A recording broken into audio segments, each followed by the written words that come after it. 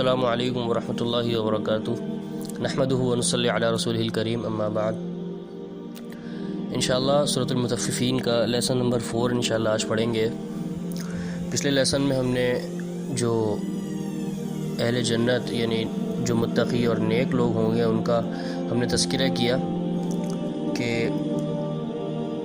ان کے نامہ اعمال جو ہے وہ کہاں ہوگا، علیین میں ہوگا، اور علیین کیا ہے، اور جو اللہ تعالیٰ ان کو نعمتوں سے نوازے گا ان کا ہم نے تذکرہ کیا۔ انشاءاللہ آج اسی کا ہم آگے سلسلہ جاری رکھتے ہیں۔ اعوذ باللہ من الشیطان الرجیم۔ یسقون من رحیق مختوم ختامہ مسک وفی ذلک فلیتنافس المتنافسون ومزاجہ من تسنیم عینا یشرب بها المقربون ان الذین اجرموا كانوا من الذین آمنوا یضحکون وَإِذَا مَرُّوا بِهِمْ يَتَغَامَزُونَ وَإِذَا انقلبوا إِلَىٰ أَهْلِهِمُ انقلبوا فَكِهِينَ۔ تو ان آیات میں بھی اللہ تعالیٰ جو ہے وہ جو نیک لوگ ہوں گے، متقی لوگ ہوں گے، ان کے لیے اپنی نعمتوں کا تذکرہ فرما رہا ہے۔ یسقون من رحیق مختوم، انہیں ایسی خالص شراب پلائی جائے گی جس پر مہر لگی ہوگی۔ انہیں ایسی خالص شراب پلائی جائے گی جس پر مہر لگی ہوگی۔ یہ آیت میں جو رحیق کا مطلب ہوتا ہے کہ صاف اور شفاف بالکل، اور یہ رحیق خالص شراب کو بھی کہتے ہیں جس میں کسی چیز کی یعنی ملاوٹ نہ ہو، اور مختوم یعنی مہر لگی ہوئی۔ یہ اس کے یعنی شراب کی جو خالص پن ہے اس کی مزید وضاحت کے لیے ہے، اور بعض مفسرین کہتے ہیں کہ یہ مخلوط کے معنی میں یعنی ملی ہوئی، یعنی شراب میں کستوری کی آمیزش ہوگی، شراب میں کستوری کی ملاوٹ ہوگی جس سے اس کا ذائقہ جو ہے وہ دوبالا ہو جائے گا، ذائقہ اور مزید اچھا ہو جائے گا، اور خوشبو بھی جو ہے وہ مزید اچھی ہو جائے گی اور راحت افزا ہو جائے گی۔ بعض مفسرین کہتے ہیں کہ یہ ختم سے ہے، یعنی اس کا آخری گھونٹ جو ہے وہ کستوری کا ہوگا۔ الغرض یہ کہ یہ جو خالص شراب پلائی جائے گی اس کی مزید وضاحت کے لیے ہے اور مزید تاکید کے لیے ہے۔ پھر آگے فرمایا ختامہ مسک، جس پر مشک کی مہر ہوگی۔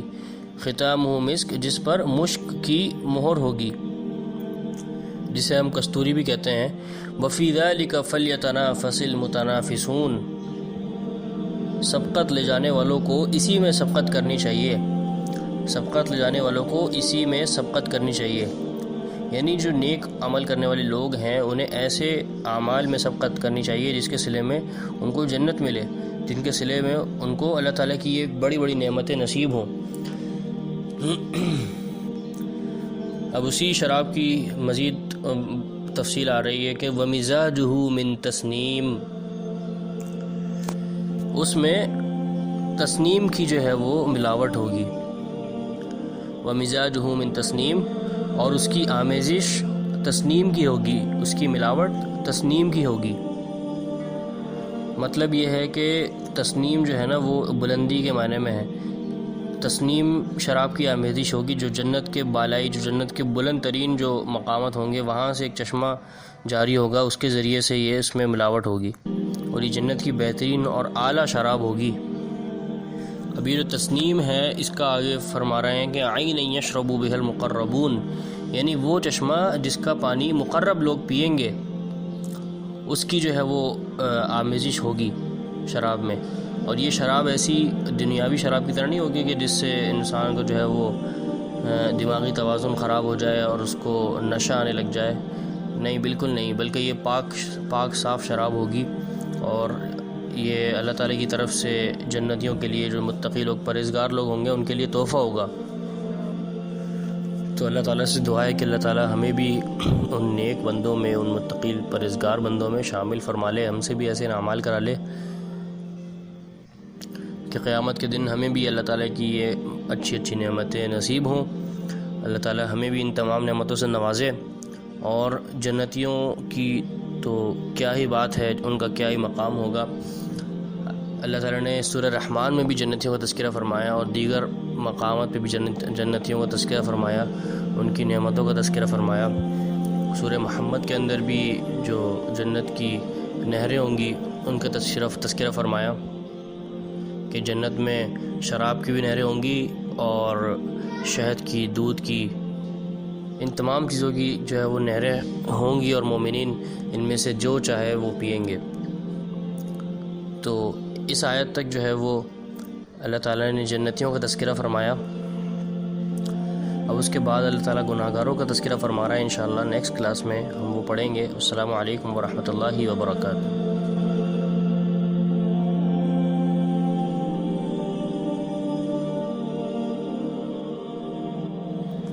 السلام علیکم ورحمۃ اللہ وبرکاتہ۔ نحمدہ ونصلی علی رسولہ الکریم، اما بعد۔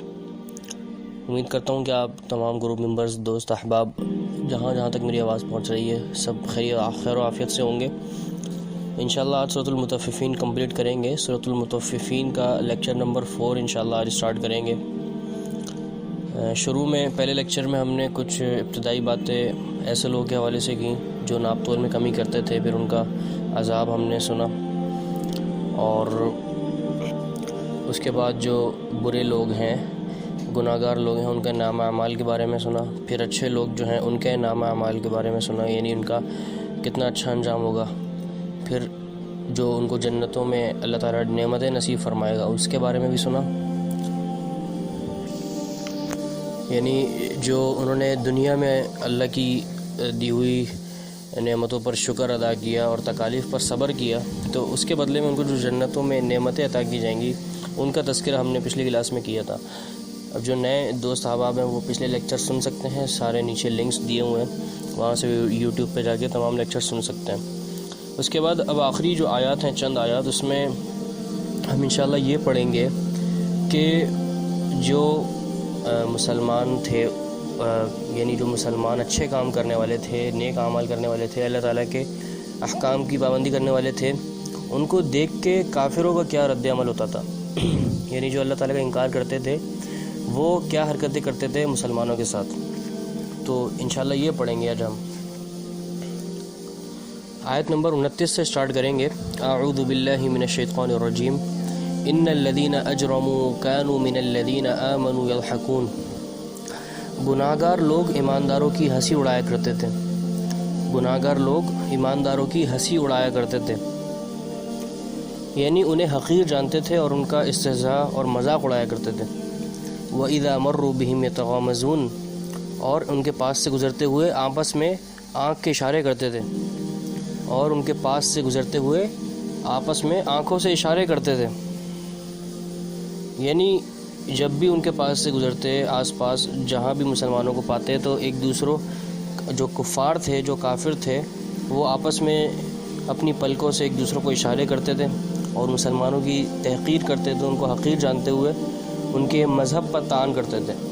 اب یہ دیکھیں یہ کتنی زبردست آیت ہے کہ آج بھی یہ صورت پائی جاتی ہے ہمارے معاشرے میں کہ، اور اللہ معاف کرے، یہ حرکتیں ہم ہی کر رہے ہوتے ہیں کہ اگر ہمارے سامنے کوئی ایک شخص اسلام اور اچھے کام جو کر رہا ہے، جو دین کو فالو کر رہا ہے، ہم اس کا مذاق اڑاتے ہیں، ہم آپس میں آنکھوں سے اشارے کرتے ہیں کہ دیکھو ذرا اس کو، یہ کچھ زیادہ ہی ملا بن رہا ہے، اور دیکھو ذرا اس کی حرکتیں۔ تو یہ سب جو ہے نا، یہ کفار کا شیوہ ہے، ہمیں ان چیزوں سے بچنا چاہیے، یہ مسلمانوں کا شیوہ نہیں ہے، مسلمانوں کو یہ چیزیں زیبا نہیں دیتی۔ پھر آگے فرمایا وَإِذَا انْقَلَبُوا إِلَىٰ أَهْلِهِمُ انْقَلَبُوا فَكِهِينَ، اور جب اپنے والوں کی طرف لوٹتے تو دل لگیاں کرتے تھے، جب اپنے والوں کی طرف لوٹتے تو دل لگیاں کرتے تھے، یعنی جب اپنے کفار کے پاس لوٹتے تو اہل ایمان یعنی مسلمانوں کا ذکر کر کے بڑے خوش ہوتے، یعنی ان کا مذاق اڑاتے اور دل لگیاں کرتے۔ اور اس کا مطلب یہ بھی ہے کہ جب اپنے گھروں میں لوٹتے تو وہاں جو ایک بڑی خوشحالی اور فراغت تھی وہ ان کا استقبال کرتی، وہ جو چاہتے انہیں وہاں وہ چیز مل جاتی، لیکن اس کے باوجود بھی انہوں نے اللہ تعالیٰ کا شکر ادا نہیں کیا، بلکہ ایمان والوں کا، جو مسلمان ہیں، ان کا مذاق اڑایا، ان کو حقیر سمجھا، اور ان پر حسد کرنے میں ہی مشغول رہے۔ تو ایسے لوگوں کا پھر انجام ہم پیچھے سن چکے ہیں اچھی طرح۔ اب یہ آیت بہت زبردست آگے آ رہی ہے کہ وَإِذَا رَأَوْهُمْ قَالُوا إِنَّ هَؤُلَاءِ لَضَالُّونَ، اور جب انہیں دیکھتے تو کہتے یقیناً یہ لوگ گمراہ ہیں۔ اور جب بھی انہیں دیکھتے یعنی کفار و مسلمانوں کو دیکھتے تو یہ کہتے کہ یہ گمراہ ہیں، سراسر یہ گمراہی میں ہیں۔ یعنی جو اہل توحید ہیں وہ اہل شرک کی نظر میں اور اہل ایمان اہل کفر کی نظر میں گمراہ ہوتے ہیں۔ یعنی ایک کافر جو ہے وہ ایک مسلمان کو گمراہ سمجھ رہا ہوتا ہے، ایک مشرک جو ہے وہ ایک موحد کو گمراہ سمجھ رہا ہوتا ہے۔ اور یہی صورتحال آج بھی موجود پائی جاتی ہے ہمارے دور میں، ہمارے معاشرے میں، ہماری اس دنیا میں، کہ جو ایک گمراہ شخص ہے جو دین سے دور ہے وہ دینداروں کو جو ہے وہ گمراہ سمجھ رہا ہوتا ہے کہ یہ تو للو پنجو لوگ ہیں، ممی ڈیڈی لوگ ہیں، ان کو کچھ پتہ ہی نہیں ہے اور دنیا داری کا تو ان کا کچھ علم ہی نہیں ہے۔ تو یہ ان کی غلط فہمی ہوتی ہے کہ وہ مسلمانوں کو گمراہ سمجھ رہے ہوتے ہیں، حالانکہ وہ خود ایک باطل فرقہ بن چکے ہوتے ہیں اور ایک باطل دین پہ ہوتے ہیں، لیکن وہ اپنے سوا کسی کو نہ ہی تو مومن مانتے اور نہ ہی سمجھتے۔ اللہ تعالیٰ ان کو ہدایت دے۔ پھر آگے فرمایا وَمَا أُرْسِلُوا عَلَيْهِمْ حَافِظِينَ، یہ ان پر پاسبان بنا کر تو نہیں بھیجے گئے، یعنی یہ کافر مسلمانوں پر نگران بنا کر تو نہیں بھیجے گئے۔ یہ آیت بھی دیکھیں کتنی پیاری آیت ہے کہ یہ جو کافر ہیں، جو ان کی حرکتیں ہیں کہ یہ ہر وقت مسلمانوں کو تنگ کرتے ہیں، ان کو حقیر سمجھتے ہیں، ان کی اپنی آنکھوں میں ان کی طرف یعنی اشارے کرتے ہیں، ان کے مذہب پر طعن کرتے ہیں اور ان کے بارے میں کیا کیا حرکتیں کرتے ہیں۔ تو ذرا ایک سوال آپ سے یہ ہے کہ کیا یہ کافر مسلمانوں پر نگران بنا کے بھیجے گا اللہ کی طرف سے کہ یہ ہر وقت مسلمانوں کے احوال ہی دیکھتے رہتے ہیں، ان کے اعمال ہی دیکھتے رہتے ہیں اور ان پر تبصرے کرتے رہتے ہیں، حالانکہ یہ ان کے مکلف ہی نہیں ہے۔ اللہ تعالیٰ سے تو کافروں سے تو اللہ تعالیٰ کافروں سے ان کے سوال ان کے اعمال کے بارے میں پوچھے گا، مسلمانوں سے مسلمانوں کے بارے میں پوچھے گا، تو پھر ان کو ایسی کیوں فکر ہے کہ یہ ہر وقت ان کے پیچھے پڑے رہتے ہیں اور ان کے ہنسی مذاق کے پیچھے لگے رہتے ہیں۔ تو اس میں ہمارے لیے بھی ایک سبق یہ ہے کہ ہم کسی کے پیچھے ایسے نہ پڑیں کہ ایک تو دوسرا پریشان ہو۔ ہم تو ظاہر ہے نصیحت کے لیے پیچھے پڑیں گے نا، ہم تو الحمدللہ اللہ نے ہمیں عقل سمجھ دی ہے، لیکن فذکر ان نفعت الذکریٰ کی مذاق میں ہم نے نصیحت بھی وہاں کرنی ہے جہاں ہمیں لگے کہ نصیحت فائدہ دے، اور اس کی جو اصل جگہ ہے، وضع قطع ہے، وہاں نصیحت کی جائے۔ یہ نہیں کہ صورتحال موت کسی کی وہاں فوتگی ہو گئی اور وہاں جا کے ہم نکاح کا درس دینے لگ جائیں۔ تو دین کا سب سے بڑا اصول یہی ہے کہ وضع الشیء علی موضعہ، کہ ہر چیز کو اس کی جگہ پہ رکھا جائے۔ صحیح، تو ایسا نہ ہو کہ ہم نکاح کی محفل میں گئیں اور وہاں جو ہے وہ کل نفس ذائقۃ الموت، موت کے اوپر درس دینے لگ جائیں۔ تو ہر چیز کو اس کی جگہ پہ رکھا جائے تو وہاں نصیحت اچھی بھی لگتی ہے۔ تو یہاں تک کفار کا معاملہ بیان کیا گیا کہ یہ مسلمانوں کے ساتھ کیا حرکتیں کرتے ہیں، تو ان کا انجام بھی ہم پیچھے سن چکے ہیں کہ ایسے کفار جو ہے وہ جہنم کا ایندھن بنیں گے۔ اور اب اگلی آیات میں اللہ تعالیٰ مومنین کا تذکرہ فرما رہا ہے کہ مومنین جو ہے وہ قیامت والے دن کیا کریں گے ان کفار کے ساتھ۔ فَالْيَوْمَ الَّذِينَ آمَنُوا مِنَ الْكُفَّارِ يَضْحَكُونَ، پس آج ایمان والے ان کافروں پر ہنسیں گے۔ یعنی جس طرح دنیا میں کافر جو ہے وہ مسلمانوں پر ہنستے تھے، قیامت والے دن یہ کافر اللہ تعالیٰ کی گرفت میں ہوں گے، اللہ تعالیٰ ان کو پکڑ لے گا اور اہل ایمان مسلمان ان پر ہنسیں گے۔ ان کو ہنسی اسی بات پہ آئے گی کہ یہ گمراہ ہونے کے باوجود بھی ہمیں گمراہ کرتے تھے دنیا میں یہ خود گمراہ تھے اور ہمیں گمراہ کہتے تھے اور ہم پر ہنستے تھے، اور آج ان کو پتہ چل گیا کہ اصل گمراہ کون تھا اور کون اس قابل تھا کہ اس کا مذاق اڑایا جائے۔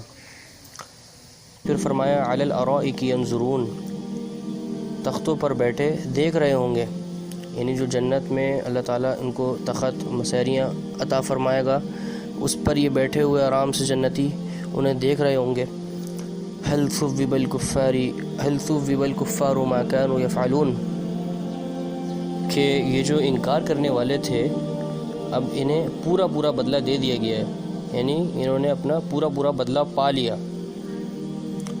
یعنی دنیا میں ظاہر ہے انہوں نے جتنی بدعمالیاں کی، اللہ تعالیٰ کا انکار کیا، تو اب ان کو ان کا اجر دے دیا جائے گا، ان کی جزا یعنی ان کو اس کی سزا دے دی جائے گی۔ قیامت کے دن اللہ تعالیٰ ان کو دردناک عذاب دے گا۔ تو اللہ تعالیٰ بھی ہمیں ان تمام بری صفات سے بچائے جو کفار کے اندر پائی جاتی ہیں، اور افسوس اس بات کا کہ ان میں سے چند اور کئی ساری مسلمانوں میں بھی پائی جاتی ہیں بری صفات۔ تو اللہ تعالیٰ ہمیں ان تمام بری صفات سے بچائے۔ السلام علیکم ورحمۃ اللہ وبرکاتہ۔